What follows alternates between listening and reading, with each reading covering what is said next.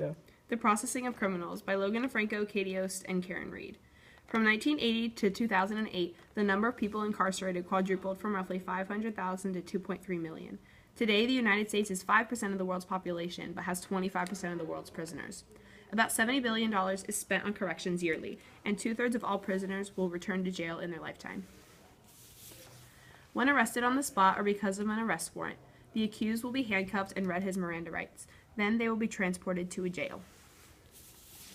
At the jail, while being booked, the officer will fill out a basic info sheet along with fingerprints, mugshots, DNA samples, and a full body search.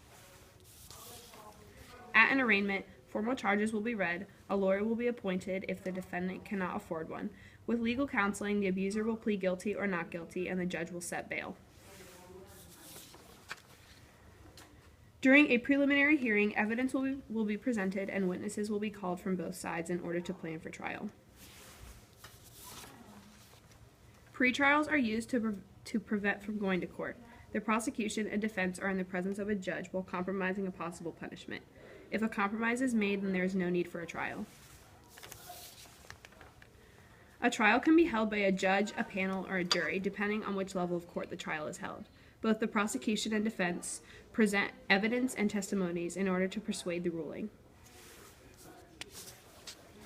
A verdict is the decision of whether the defendant is guilty or not guilty. If either side is unhappy with the verdict, they can appeal to a higher court for a retrial.